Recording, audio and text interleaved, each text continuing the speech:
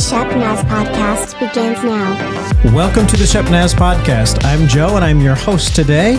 And this past Sunday, we had the pleasure of concluding our Jesus Way series with Reverend Cathy Burgess. And I can say that now because you recently were ordained. So welcome in, Reverend Cathy. Thank you. It's great to be with you today. So does that feel a little weird to you? It feels very strange. I'm good with plain old Cathy. That's all right, great. so plain old Cathy. It's great to be able to have you here and to kind of be able to talk about this message. And you got to be kind of like the relief pitcher, where you came in at the last inning and got to close out the series and everything. So this was the last Sunday that we won't see Pastor Rob on a Sunday morning. He'll be back this coming Sunday, and yet he won't be preaching because we're going to be starting revival with J.K. Warwick. So we're looking forward to that as well, but we'll kind of ease him back into the schedule. So when Pastor Rob was kind of inviting different people to speak, and you were definitely on the short list, he was giving different people the opportunity to kind of say, okay, what part of the passage do you want to tackle? So for you, how did that process go of like what led you to this particular part of the Sermon on the Mount? Well, I must admit, I had a few things pop into my mind when he first mentioned that, and I was drawn to the passage about salt and light, and I was drawn to this Tim passage. Took that one. Yes, but I had already decided at that point that I really felt like the wise and the foolish builders was just a pertinent, timely message, and I felt like I had hopefully some spiritual insight maybe on developing a firm foundation in God and how we go about doing that. And then maybe some of the pitfalls that we face throughout life, as well as the storms that come our way. Yeah, and they do come. And yes, they do. We're going to get into that both today and tomorrow. If it's okay, I thought maybe I'd open up by reading the passage so that we're all on the same page of where we're looking at. It's Matthew 7, starting with verse 24. Everyone who hears my teaching and applies it to his life can be compared to a wise man who built his house on an unshakable foundation. When the rains fell and the flood came with fierce winds beating upon his house, it stood firm because of its strong foundation. But everyone who hears my teaching and does not apply it to his life can be compared to a foolish man who built his house on sand. When it rained and the flood came, with the wind and waves beating upon his house, it collapsed and was swept away. By the time Jesus finished speaking, the crowds were awestruck by his teaching because his words carried such great authority, quite unlike the religious scholars. Yeah. Boy, that's a mouthful there. It is. I really liked it in the Passion Translation. I felt like it just kind of used a lot of descriptive words to kind of help us see how life unfolds for us. And as we're in context, this is still fairly early on in his ministry that he's laying all of this out to people. Yes. And how they're all struck by what they're hearing. Yes. They are used to more of the rules with the religious leaders. And Jesus is approaching them with life challenges. And not so much rules to align with, but this is the way life is, and I'm telling you what you need to do so you can live your life according to my word and according to the way my Father wants you to live your life. Yeah. Okay, so go ahead and get us dived into this passage here.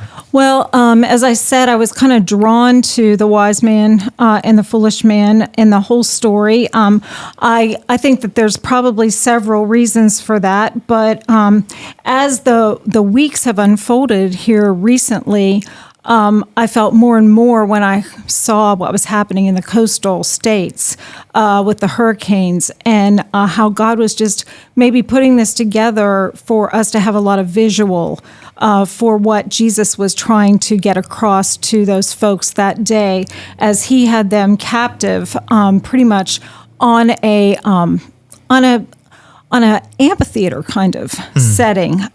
They were on the plateau of Chorazin, and they were overlooking the Sea of Galilee.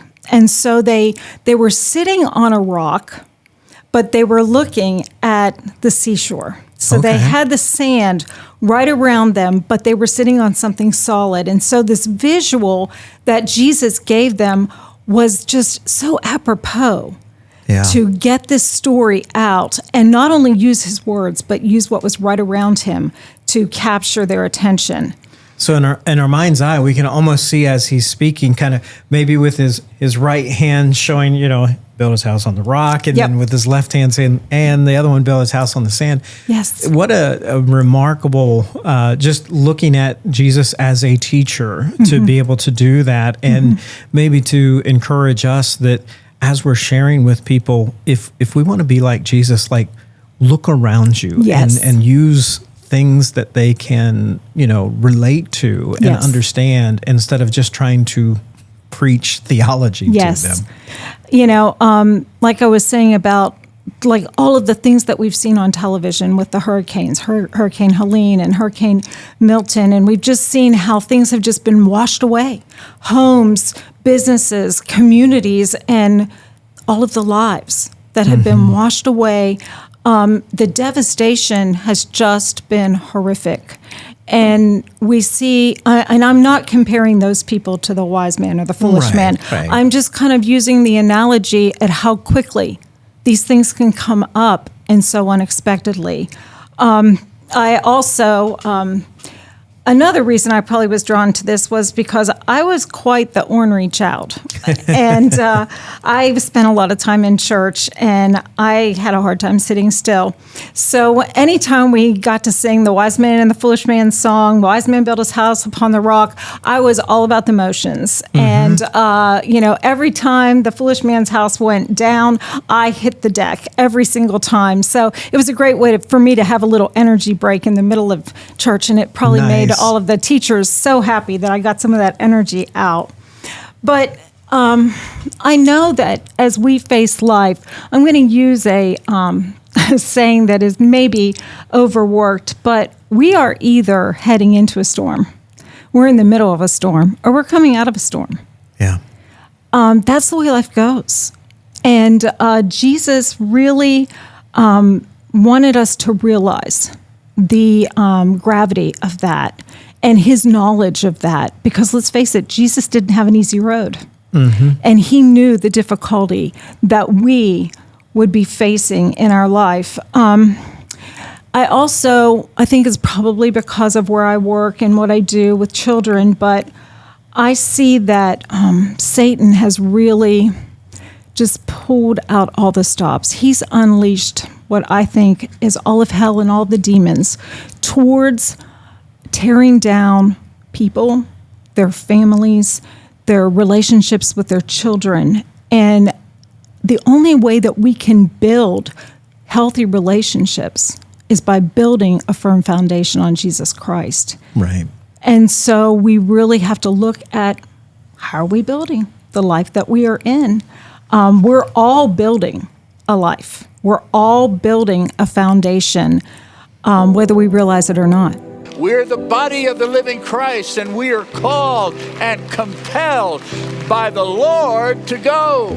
We can no longer say, it's us and them, can we? I said, well, we should never have, but no, we can no longer do it. It's us. We are the church.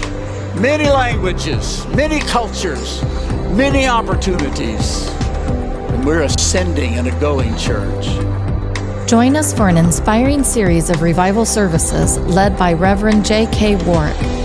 We begin this coming Sunday during our 9 o'clock and 10:45 morning worship services, then Sunday evening through Wednesday each night at 6:30 p.m. This is a powerful opportunity to deepen your faith, connect with the community, and experience a revival of spirit and purpose. Come and be a part of this transformative journey. Services are held at our Gahanna campus at 425 South Hamilton Road and online at shepnaz.org. When you had mentioned that, it really struck me in kind of a new way. I mean, definitely I I saw in the story before, the ramifications of what the person decided to do, whether they decided to build on the rock or on the sand. And I've always, seen that kind of Sunday school version of it. But the idea, I guess in my mind, I was always thinking of, they would have somebody build their house, and like they had somebody build their house on the rock, or they had somebody build their house on the sand. But when you kind of personalized it, it takes on a whole different meaning. Like, I am choosing how I'm building my life, and I am either building it on rock or I'm building it on sand. And for me, when I was seeing you communicate it that way, that spoke to me in this passage in a little different way than what I've seen. It's like, okay, so what am I really building on? Right. I caught a news clip the day after Helene tore through our southern states, and there was a news reporter and a woman who was just, oh my goodness, she was so visibly distraught. And the news reporter was just trying to get her story, and she was dealing with so much trauma of having been in the hurricane, and then the aftermath of realizing that everything was destroyed. And she kept repeating this statement. She kept saying, "I just didn't know.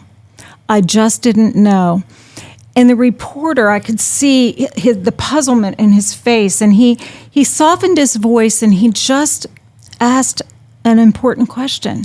He said, "Did you not hear the weather reports? Did you not hear the emergency broadcasts? Did you not hear the evacuation, the mandatory evacuation alerts?" And she said, "I heard them, but I didn't think anything could be as bad as they were predicting." Yeah. That really gripped me, because it took me to verse 26 in Matthew 7. It says, "But everyone who hears my teaching and does not apply it to his life can be compared to a foolish man who built his house upon the sand." And I think we hear so much. We are inundated with so much, but how much of what we hear, biblical truth or otherwise, do we apply to our life and really use those things as building blocks? And that's what Jesus is saying here. He's saying, you've got to build on me. You can't just listen to what I'm saying right now and then turn around and do your own thing. And that's what we have. We have to all fight against that, I think. All of the time, we have to fight against that. When we are building our life, we can build it on a lot of fad theologies or philosophies. Yeah.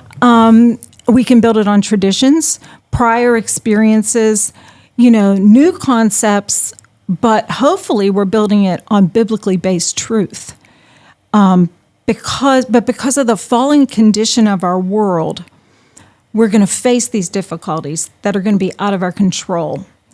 And Jesus even, alludes to that earlier in the Sermon on the Mount in Matthew 5:45, where he says, "For he gives his sunlight to both the evil and the good, and he sends rain on the just and the unjust alike." Meaning that whether we've built on the sand or we've built on the rock, our foundation could be shaken either way, because storms are going to come. Yeah. And I can remember my mom saying, Jesus is no respecter of person. And she didn't mean that in a derogatory way. She meant that he looks at us as his children.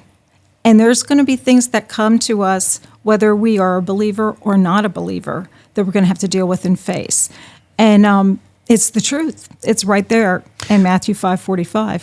I can't help but relate this analogy to my father-in-law. So Susan's dad, Chuck, lives down in Punta Gorda. And you can imagine they were right in the crosshairs of Milton. And it was about, maybe 4 or 5 days in advance. And Punta Gorda was getting an evacuation notice. And at first he was like, I think I'm okay. And Susan, along with her siblings, convinced him, like, look, you need to go to Fort Lauderdale and wait it out and then just come back and see. And he was like, I'm pretty sure that the way we built, we're going to be okay. And, they had all the protective measures. They had the hurricane shutters.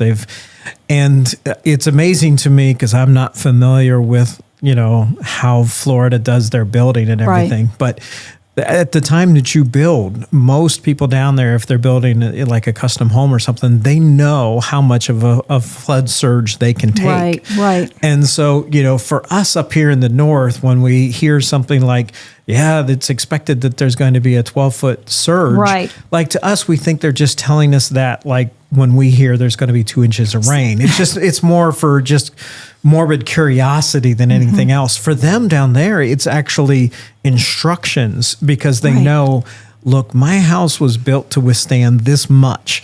And so he was already in Fort Lauderdale, and it was actually Wednesday morning.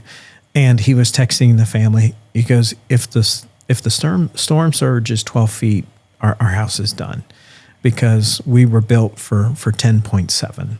Wow. And he goes, it'll be just a washout. Yeah. And so like we prayed, and during that day I was sending him texts like, we're praying. And right. And sure enough, there was a lot of devastation down there, but we just accept it as an answered prayer. In his particular area, the surge went 9.6. It's still incredible to think about. And when I saw the footage from down there, like we've been down there to visit many times, and to see a tennis court that we've driven by so many times have a boat sitting right in the middle of the tennis court. It's unbelievable, isn't it? It really is.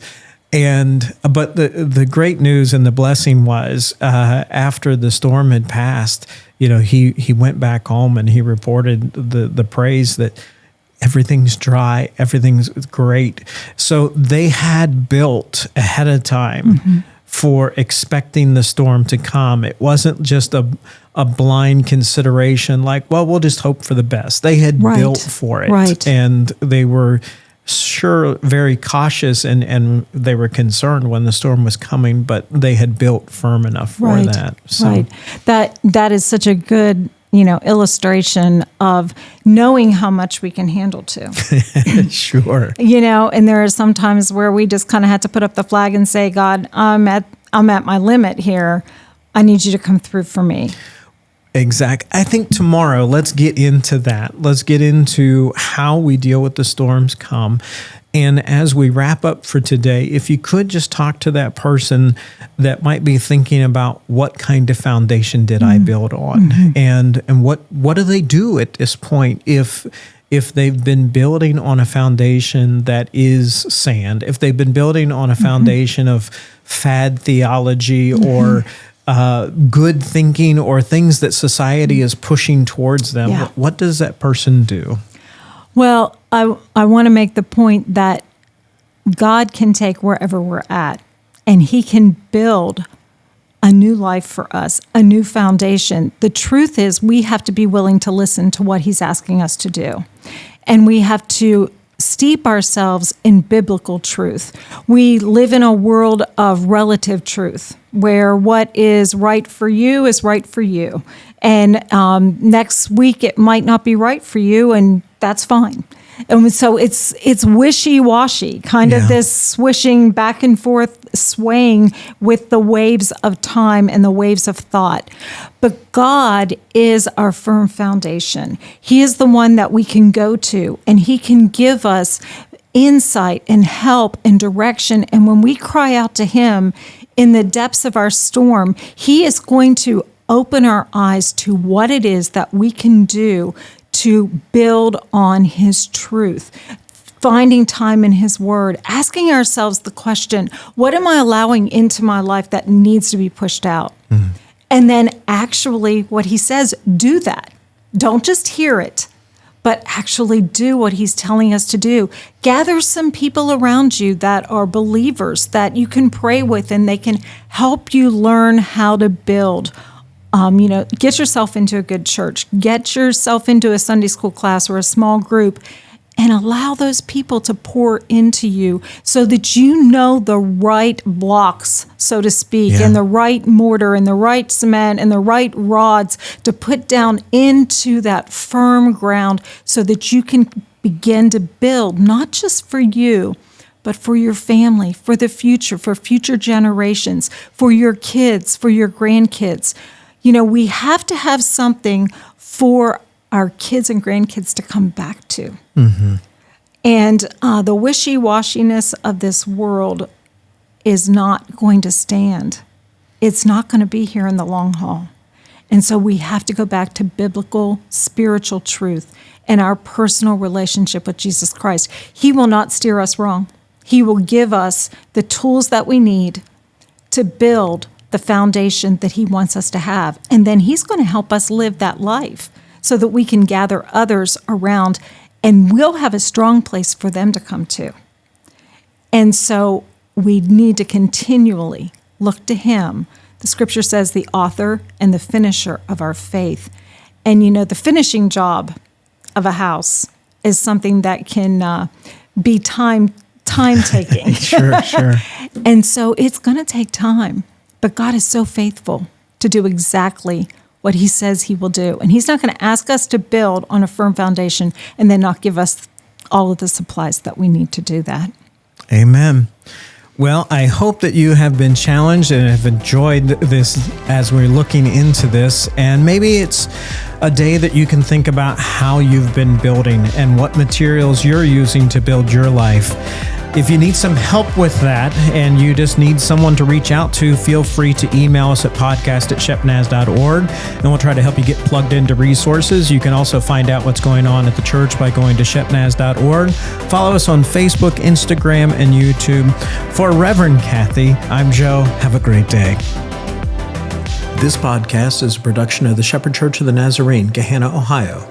Email to podcast@shepnaz.org and let us know what you think.